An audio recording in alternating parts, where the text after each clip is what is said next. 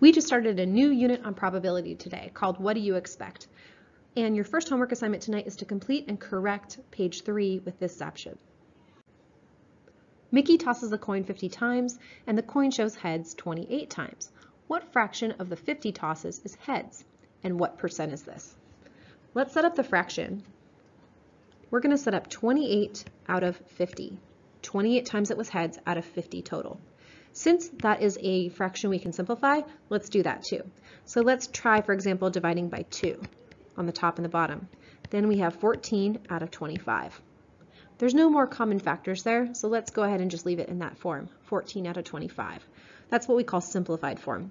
If you just had 28 over 50, that's accurate too, but it's good to start practicing simplifying. Then we need to make a percent.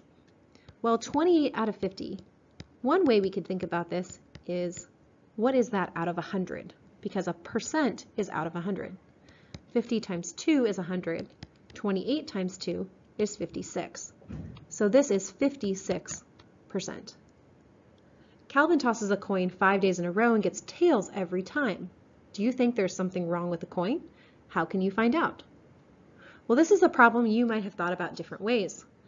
Technically, it's possible to toss a coin 5 days in a row and get tails every time. However, is it possible? Would we expect to get that? Well, we know we would expect to get tails about half the time. So you might talk about how this may be a situation that you wouldn't expect to be very common to happen, but it could happen.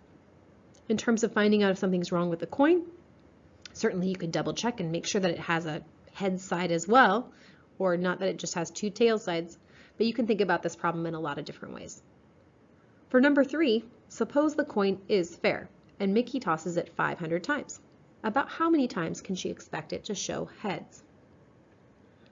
Well, thinking about how often you are likely to get heads, we talked today about how about a half of the time, or 1 out of every 2 times, you should get heads.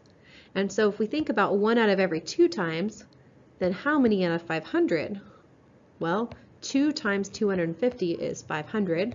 1 times 250 is 250. So we would expect to get heads about 250 times. Is that necessarily what's going to happen? Maybe not, but that's what we might expect. Len tosses the coin 3 times. The coin shows heads every time. What are the chances the coin shows tails on the next toss? Well, we did get heads 3 times in a row, but does that mean I have to get tails the next time? Does that mean I'm more likely to get tails? What we're hoping you're thinking about is, no matter what, my chances of getting tails are going to be 1/2 or 50%. The previous coin flips don't necessarily impact or don't impact the chances of the next flip.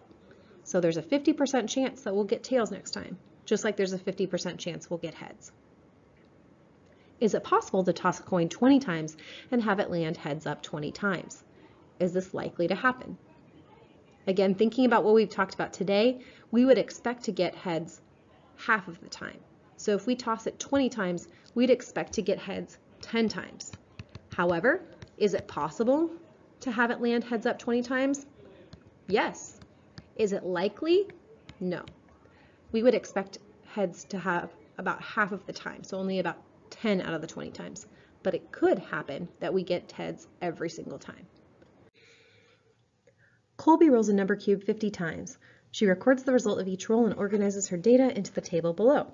What fraction of the rolls are 2s? What percent is this? We're looking at the 2s column here. The fraction we see is 9 out of 50 times. So 9 out of 50. And that's in a simplified form, so I'm just going to leave it like that. The percentage is going to be out of 100. So I'm thinking 9 out of 50 equals what out of 100? So 50 times 2 is 100. 9 times 2 is 18. That means this is 18%. Some of you might find the percentage by doing 9 divided by 50. At that point, you would get 0.18, and you can think about how 1800ths means 18%, or you might think about how 0.18 times 100 is then 18, so 18%. Lots of different ways to find percentages. Use which way makes sense to you.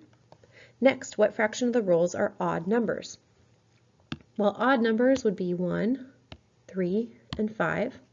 So I can see here that there are 6 ones, there are 6 threes, and there are 11 fives. So that's a total of 23 different odd outcomes. And so 23 out of 50 would be my fraction. And then that percent, again, I'm going to use the proportions method here, or the equivalent fractions method. I'm going to multiply 50 by 2 to make 100. And so 23 times 2 would be 46.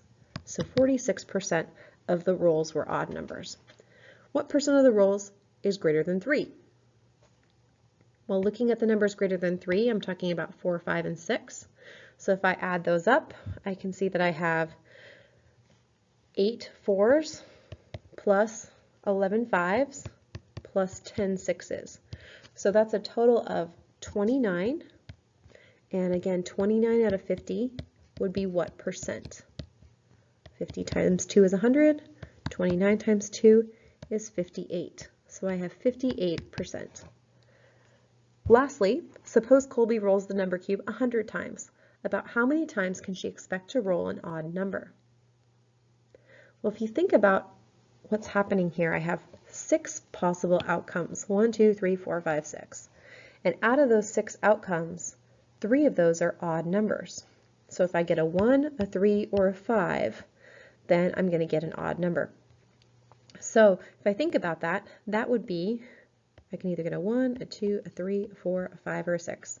That means that 3 of the outcomes are what I'm hoping for out of 6 total outcomes.